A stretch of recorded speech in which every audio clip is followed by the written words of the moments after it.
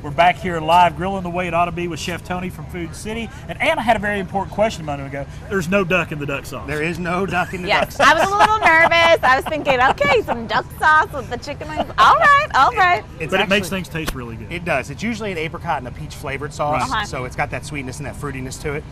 So we took our wings and we coated them in sauce. Right. We're actually going to put them back on the grill, and we want to put them back on the grill on the lower portion of the heat. Okay. We want them to get hot, and we want that sauce to dry out and kind of get sticky. I'd say it caramelizes it. So, exactly. yeah. It'll get a little bit of caramelization to it, and it'll give it that sweetness or help add to that sweetness of it. Man, those look amazing. Everything else we have working.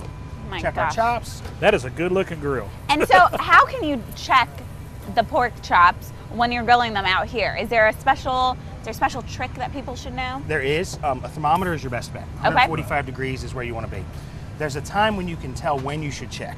If you take your hand and you open it up, okay, and you feel right here, that's the equivalent of rare. Okay. Medium rare, Okay. medium, Okay. medium well, Okay. well done. Okay, that's where I'm at.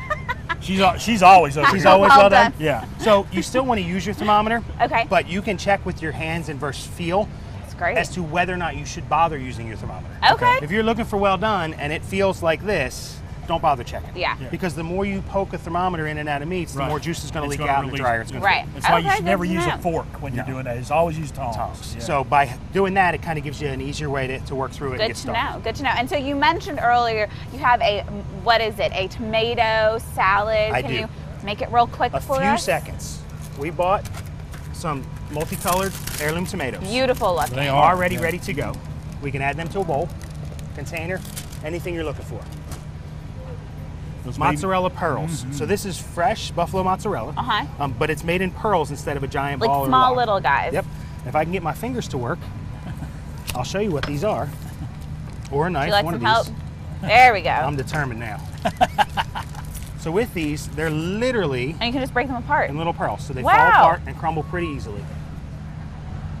So That's now, great. The most work we have to do with this is we have some fresh basil.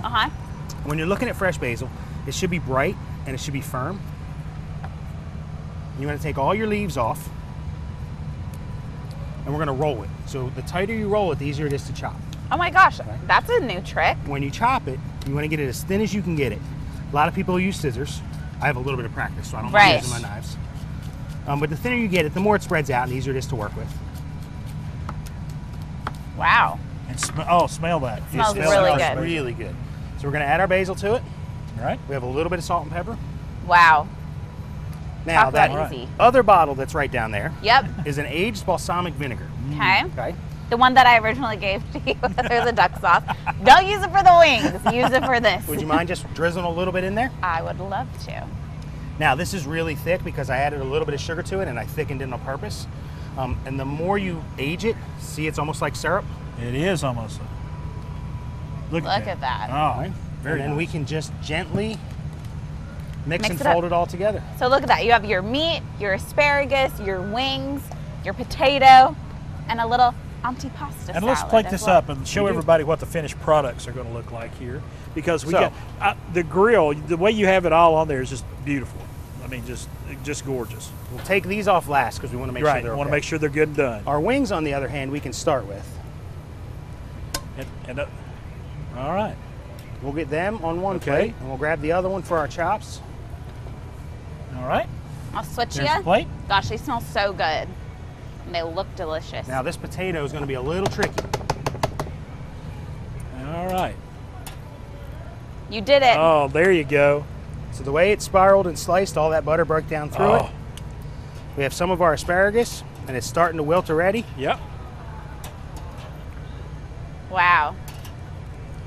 We have one of our chops. And a chop. Look at that. And then we little- threw a little little red bit of onion? grilled onion on there. We can go right on top Oh, beautiful. with. And everything coming right off the grill. Look All at right. that. That looks beautiful. Chef Tony, a fantastic looking meal. Really a great looking meal. Did it all on the grill.